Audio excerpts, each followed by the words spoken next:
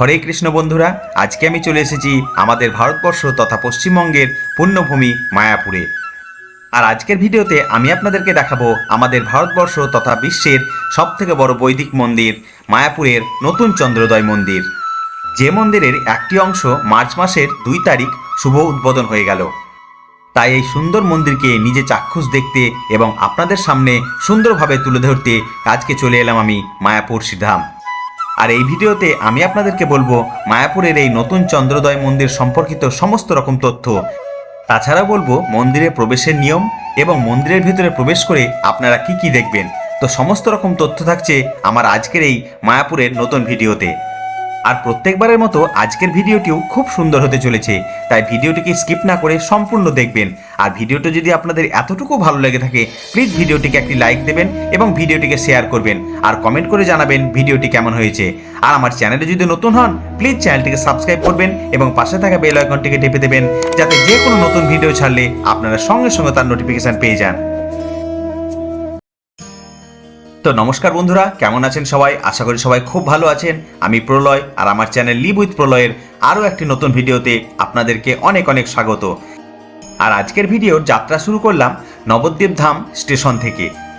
যেহেতু আমার বাড়ি বীরভূমের রামপুরহাটে, তাই রামপুরহাট থেকে ট্রেন ধরে সরাসরি আমি চলে এসেছিলাম ব্যান্ডেল স্টেশন এবং ব্যান্ডেল থেকে কাটোয়া লোকাল ধরে চলে এলাম আমি নবদ্বীপ ধাম স্টেশন।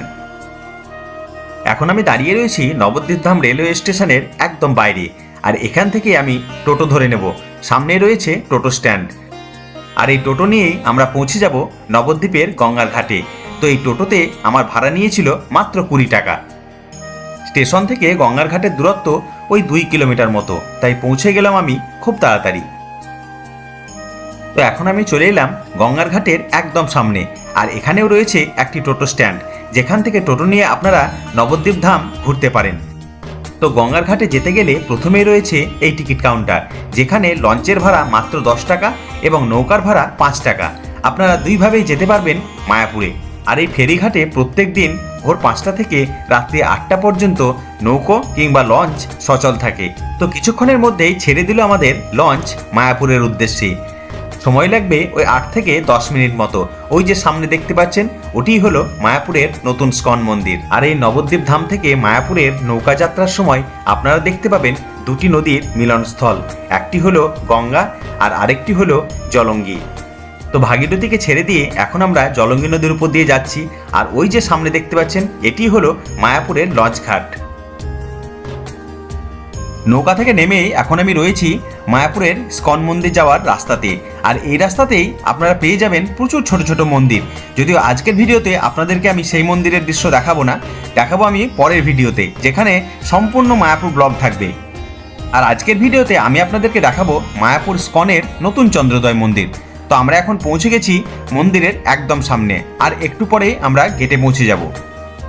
আর হ্যাঁ, আপনাদেরকে আরও একটি কথা বলে রাখি, মায়াপুরে নদীর ঘাট থেকে মূল মন্দিরের দূরত্ব ওই 1.5 কিলোমিটার মতো। আপনারা চাইলে সহজেই সেখান থেকে 10 মিনিটের মধ্যেই হেঁটে চলে আসতে পারবেন। তাছাড়াও আপনারা চাইলে প্রচুর টোটো পেয়ে যাবেন এবং তাছাড়াও রয়েছে বাস সার্ভিস।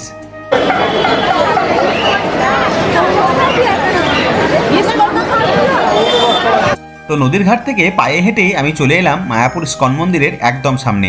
আর এটি হলো মায়াপুরের ইস্কন মন্দিরের 1 নম্বর গেট। আর গেটের সামনেই দেখুন লেখা রয়েছে মায়াপুর চন্দ্রোদয় মন্দির।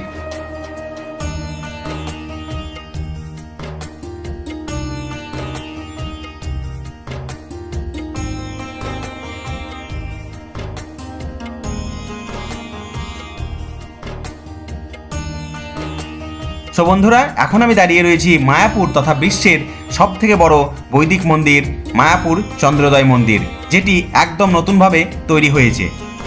যদিও এই মন্দিরের কাজ এখনও অনেকটাই বাকি, এখনও সম্পূর্ণ হতে অনেক দেরি, প্রায় 2 বছরও লাগবে এখনও এই মন্দির সম্পূর্ণভাবে তৈরি হতে।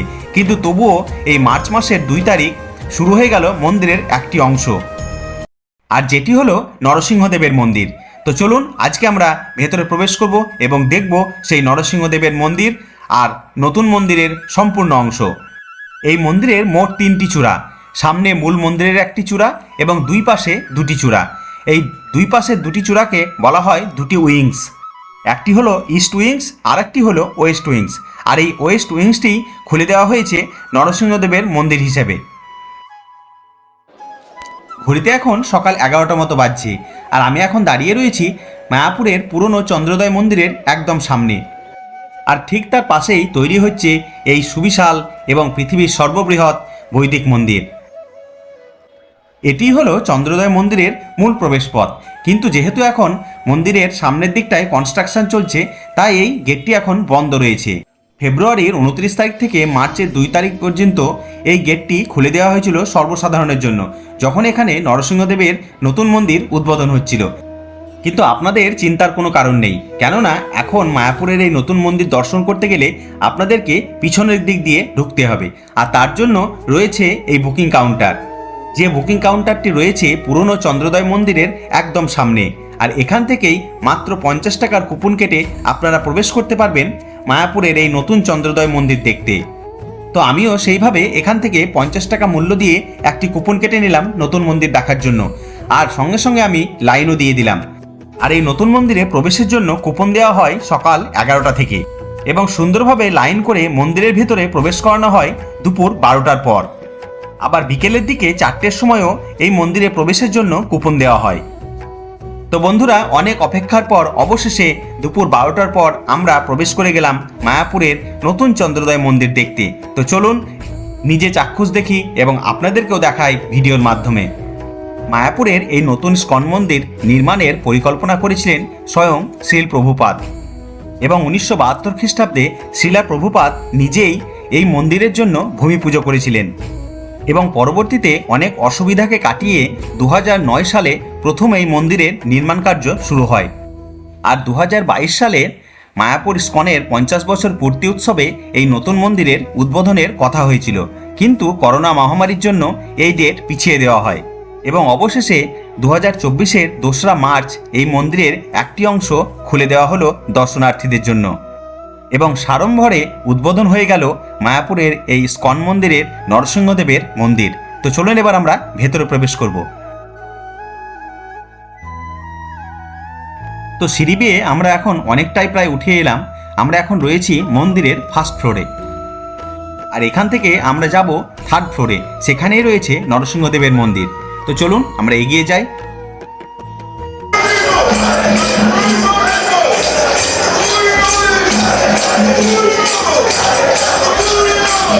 আমরা যেহেতু মন্দিরের পিছন দিক দিয়ে মন্দিরে প্রবেশ করছি, তাই আপনারা দেখতে পাচ্ছেন এখন মন্দিরের পিছন দিক, আর এই পিছন দিকটাতে এখনও কনস্ট্রাকশনের কাজ প্রচুর বাকি। আর এই ওপর থেকে মন্দিরের চারপাশটা কিন্তু অপূর্ব সুন্দর লাগছে। তো চলুন আরও উপরে উঠতে হবে, এগিয়ে যাই আমরা।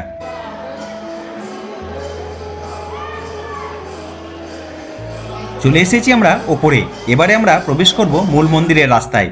তো চলুন আমরা ভেতর দিয়ে যাই। তো যেতে যেতে আপনারা দেখতে পাবেন এই সুন্দর কারুকার্যগুলি, যেখানে কৃষ্ণের লীলা সুন্দরভাবে রচিত হয়ে আছে পাথরের উপরে। যেহেতু আমরা পিছন দিক দিয়ে প্রবেশ করেছি, তাই পিছন দিক দিয়ে আসার সময় প্রথমে আপনারা দেখতে পাবেন এই সুন্দর জিনিসটি, যেখানে সম্পূর্ণ বিশ্ব ব্রহ্মাণ্ডকে দেখানো হয়েছে বৈদিক মতে। গ্রহ নক্ষত্র মিলে সমস্ত সৌরজগৎকে দেখানো হয়েছে এই মেশিনটির মাধ্যমে। আর যখন মন্দির সম্পূর্ণভাবে তৈরি হয়ে যাবে, তখন এটি শুরু করে দেওয়া হবে।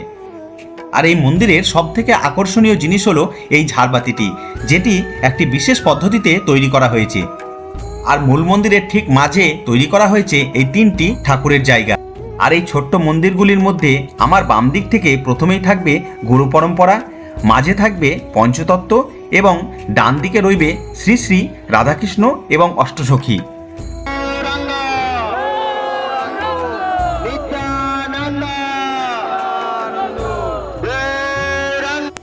উদ্বোধনের দিনগুলিতে এই জায়গাগুলিকে খুব সুন্দরভাবে ফুল দিয়ে সাজানো হয়েছিল এবং ঠাকুরকে এনে রাখা হয়েছিল।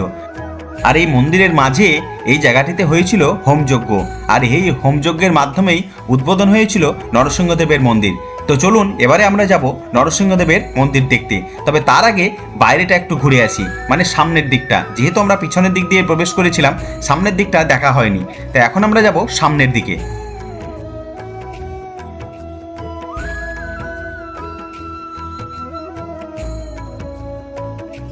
এখন আমি দাঁড়িয়ে রয়েছি মূল মন্দিরের ঠিক সামনের দিকটায়, আর এখানেই রয়েছে ভগবান শ্রী নারায়ণের অপূর্ব সুন্দর একটি মূর্তি।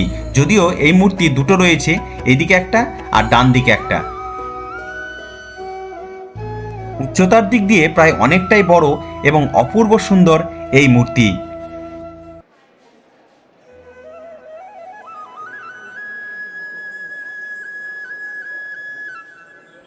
এটি হলো মন্দিরের সামনের দিক, আর এখান থেকেই বোঝা যায় যে মন্দিরের এখনো অনেকাংশেই কাজ বাকি রয়েছে।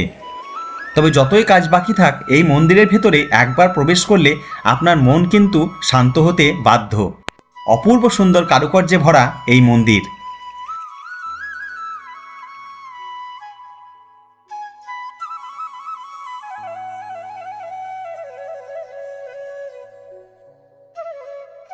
এবারে চলে এলাম মন্দিরের ডান দিকে।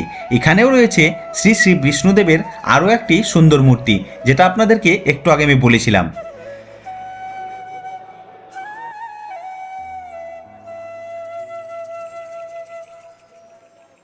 তো চলুন বন্ধুরা, এবারে আমরা যাব আমাদের আজকের মূল আকর্ষণ নরসিংহদেবের মন্দির দেখতে। তো মন্দির যাওয়ার দুটি রাস্তা রয়েছে, একটি হলো মূল মন্দিরের ভেতর দিয়ে, আর আরেকটি হলো বাইরের বারান্দা দিয়ে। তো আমরা এখন প্রবেশ করব এই বাইরের বারান্দা দিয়ে। আর এই বাইরের দিক দিয়ে যাওয়ার কারণটি হলো, এই বাইরের দিক দিয়ে যেতে গেলে আপনাদেরকে আরও অনেক কিছু দেখাতে পারবো, যেমন এই দরজাগুলি। এখানকার প্রত্যেকটি দরজা সুবিশাল এবং সুন্দর সুন্দর কারুকার্যে ভরা।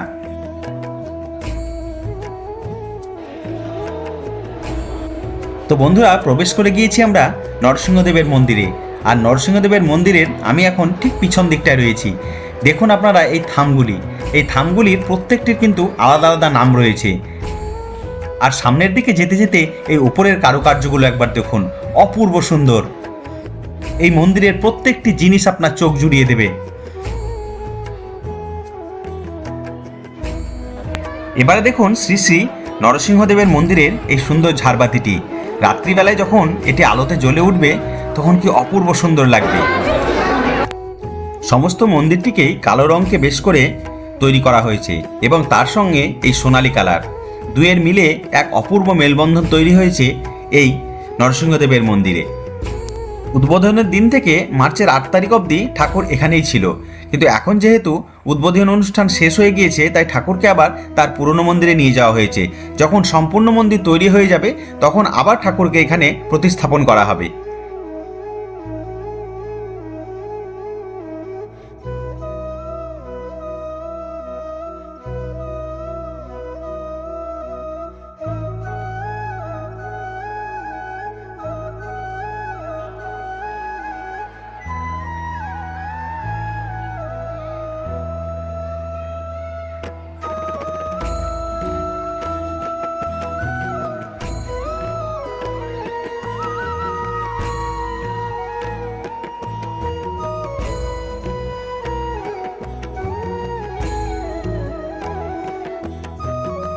নরসিংহদেবের মন্দির থেকে বেরিয়ে আবারও একবার চলে এলাম মন্দিরের ঠিক সামনে।